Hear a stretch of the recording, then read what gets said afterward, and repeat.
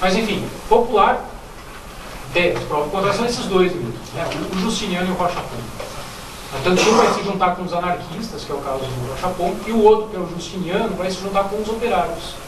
Ele tem projeto de escola para operários, inclusive, tenta fazer formação dos operários, logo depois da República. O Justiniano, que era formado em Direito na Faculdade de Pernambuco, né, diferente dos paulistas, diferente do Vicente Machado, que estudou em São Paulo, né, por isso os dois batiam de frente, a formação vai ser bastante diversa dos dois personagens. Bom, então a República aqui, que vai ser controlada por esses paranistas conservadores, é que forja essa ideia. O termo vai ser um termo, como eu estava dizendo, um termo divulgado muito pelo Romário Martins. E o termo paranista do movimento é um termo que foi escolhido exatamente porque eles queriam evitar a ideia de qualquer coisa nativista, de qualquer coisa vinculada de fato à região, de alguém que tenha nascido na região. Então o termo paranista, segundo ele, servia para isso, porque o termo paranista não designaria uma natividade, mas designaria o amor pelo Paraná. Tanto que eles descrevem o paranista da seguinte forma: seria aí o paranista de acordo com esse movimento. Paranista é todo aquele que tem pelo Paraná uma afeição sincera e que notavelmente a demonstra em qualquer manifestação de atividade digna, útil à coletividade paranaense. Esta é a acepção que o neologismo, se é que é neologismo, é tido nesse nobre movimento de ideias e iniciativas contidas no programa geral do Centro Paranista, centro criado também pelo Romário Martins. Paranista é aquele que em terras do Paraná lavrou um campo, cadeou uma floresta, lançou uma ponte, construiu uma máquina, dirigiu uma fábrica, compôs uma estrofe, pintou um quadro, esculpiu uma estátua, redigiu uma lei liberal, praticou a bondade, iluminou o cérebro, evitou uma injustiça, educou um sentimento, reformou um perverso, escreveu um livro, plantou uma árvore, faltou ter um filho. Ficou nessa parte. Então, quer dizer, paranista pode ser todos aqueles que estão por aqui, não tem problema. Se você é imigrante que veio do outro estado do Brasil, se você é imigrante que veio de uma outra parte do mundo, não tem problema. Todos podem se engajar nesse movimento de construção. Sejam liberais, né? Desde que a lei seja liberal, desde que, né, que alguém vá cadear o campo, vá plantar, né? Cada um no seu quadrado, né? Cada um fazendo a sua função nessa divisão. Né? Então vejam, essa lógica vai ser uma lógica muito clara dos paranistas, né? De tentar constituir de fato uma identidade, mas a partir desse mosaico onde cada um deve estar de fato no seu lugar. Né? Por isso o termo paranista, que teria surgido com um poeta paranaense, Domingos Nascimento, que pelas viagens aí pelo interior do estado, principalmente pelo norte velho do Paraná, seria chamado no norte velho do Paraná, por ele vir aqui de Curitiba e ser paranaense, de paranista pelos habitantes aí do norte, talvez uma aproximação com o paulista, né, já que a maioria era de São Paulo, então ao invés de chamar de paranaense, chamaram de paranista. O Romário Martins gostou, sacou a utilidade que o termo teria e com isso cria esse tal movimento paranista. Bom, além das esculturas, das estátuas que vão tomar conta da cidade, e a grande estátua paranista desse período vai ser que está aqui na praça, em frente à estação, a praça Eufrásio Correia. Tem a estátua do semeador, feita pelo Zaco Paraná, do polonês, né, que vai fazer aquela imagem de um semeador, de um camponês, portanto, semeia no estado do futuro. A estátua foi colocada, inclusive, voltada para o nascer do sol, né, a posição dela foi escolhida. Era para ser uma comemoração do centenário da independência do Brasil, em 1922. A escultura demorou um pouco para ser feita, foi inaugurada apenas em 1925. Mas é o grande símbolo, de fato, desses paranistas.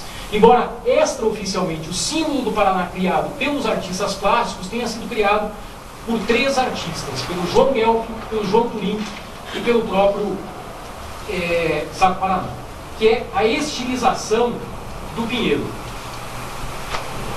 para ser utilizado exatamente nas artes plásticas. É isso que vai marcar muito bem essa ideia aqui do Estado. Lembre-se que eu falei em meio e raça. Então os elementos invariavelmente vêm de meio e de raça. Aqui no Paraná vai vir o elemento do meio geográfico. E o pinheiro vai ser escolhido como grande símbolo do Estado. Tá? Por isso pinha, pinheiro, pinhão.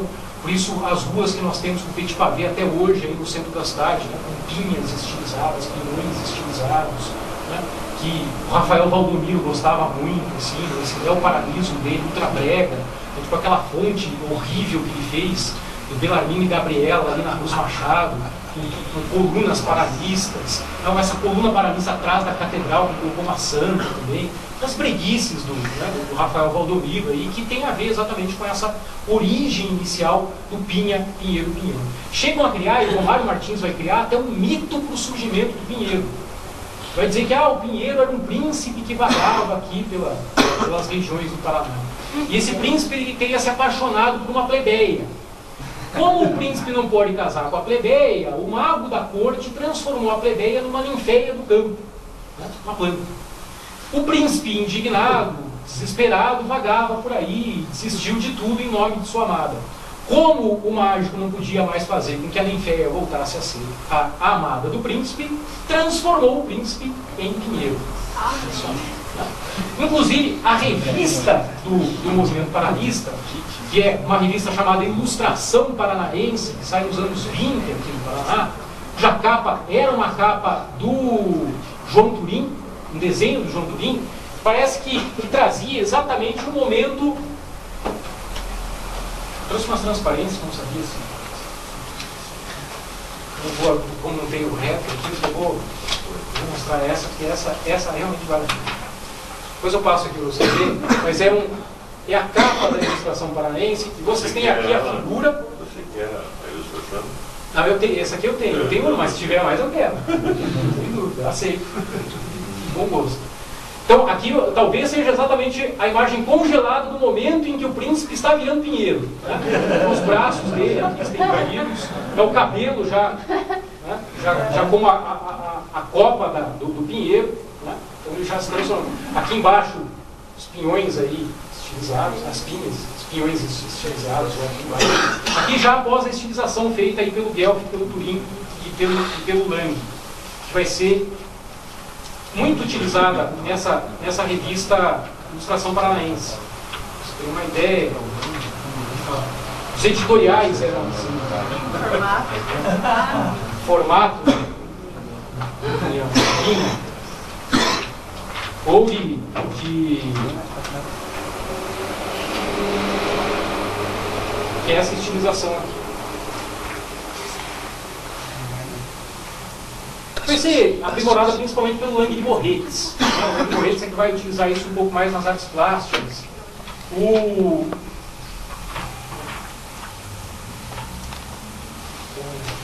tronco do Pinheiro. Sempre todos os editoriais dessa revista são totalmente voltadas a reforçar exatamente essa ideia da pinha, pinheiro, pinhão, como um elemento que vai representar a região.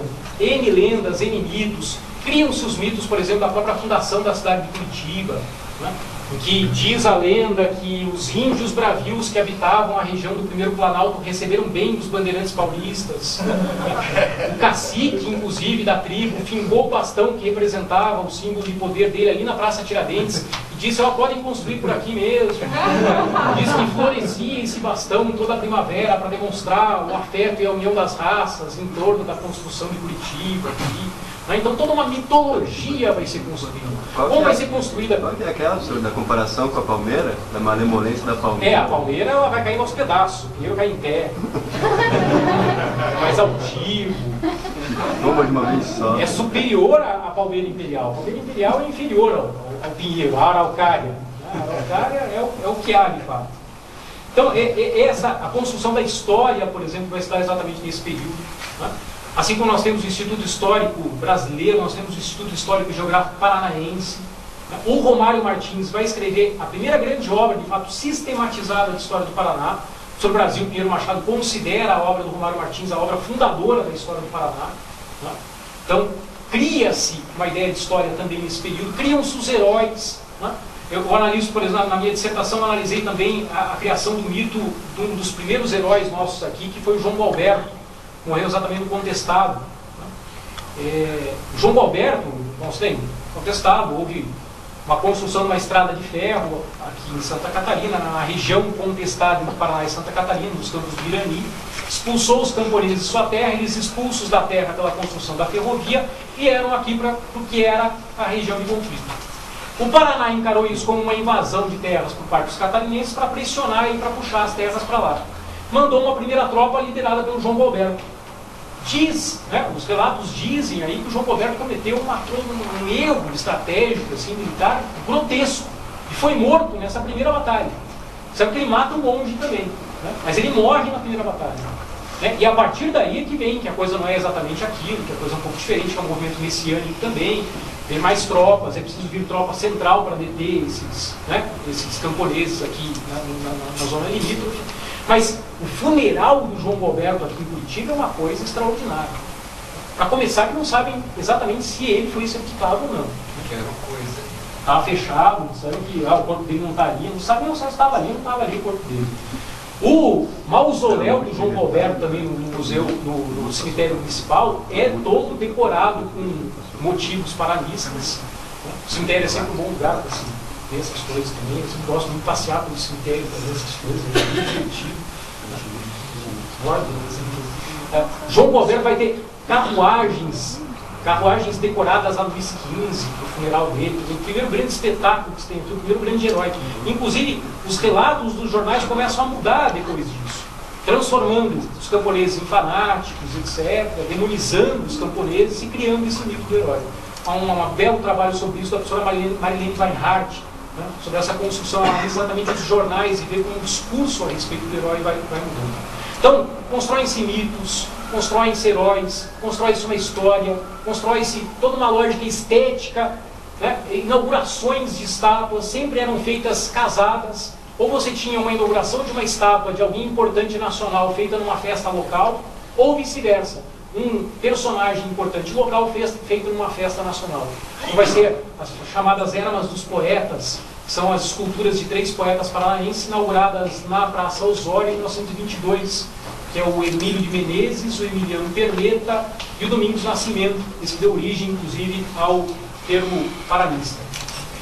Bom, acho que depois a gente pode conversar um pouco sobre isso, eu já estourei o tempo aqui. Eu só queria, já que eu falei do Emílio de Menezes, ler uma poesia dele, que, enfim, quando eu fiz essa tese na história social da USP. Então, eu não trabalhava ainda com o que eu trabalho hoje, que é a história do direito. Tá? Então, o direito não aparece na minha tese. É muito curioso que só tem um lugar na minha tese em que aparece uma citação jurídica de advogados, que é exatamente um poema do Domingos Nascimento, na verdade. Que bom, sério. Perguntava há certos dias a certo padre em Itafu: por que inundam de bacharéis tanto a América do Sul?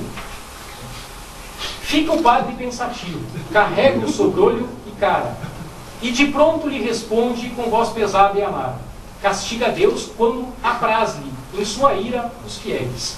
Teve o Egito gafanhotos, o Brasil tem bacharéis.